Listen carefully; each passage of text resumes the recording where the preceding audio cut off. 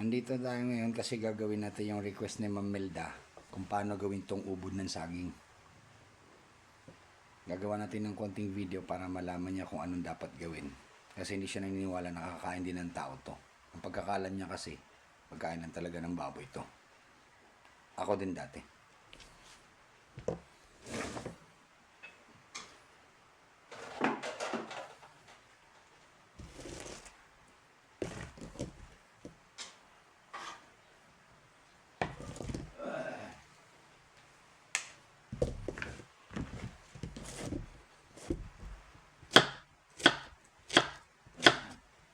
Slice lang natin ng manipis.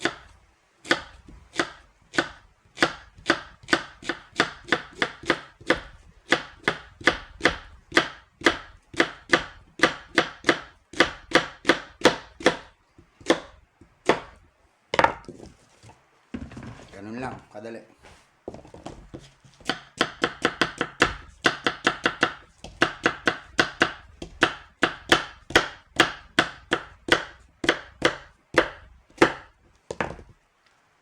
Ito po yung talbos, oh.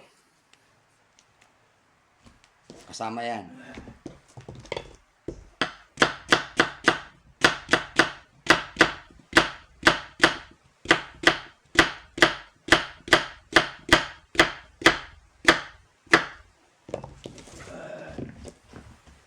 Tapos na, ganun lang kabilis.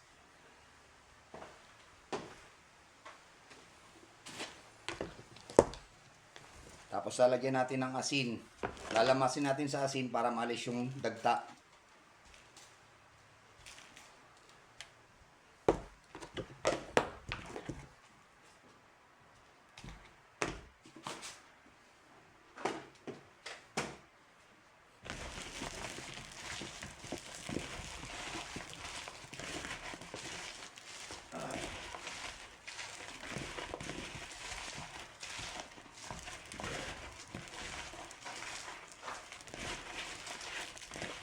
Pagkatapos naman itong lamasin sa asin, papakuluan pa natin to.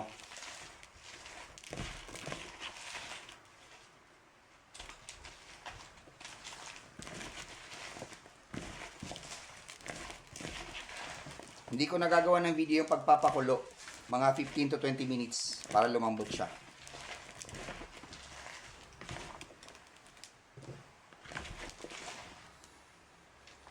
Pagkatapos mapakuluan, piga ulit. Tapos pwede mo nang igisa or torta.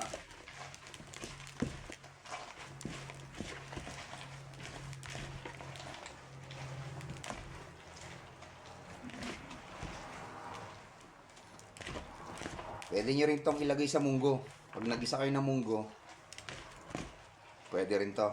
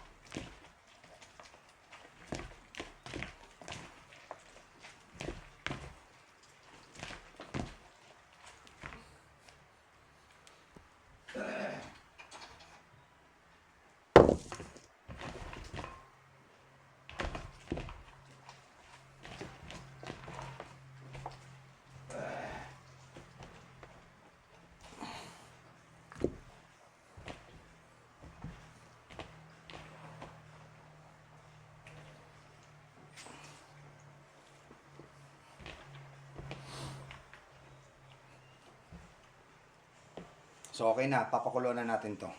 Mamaya na lang ulit.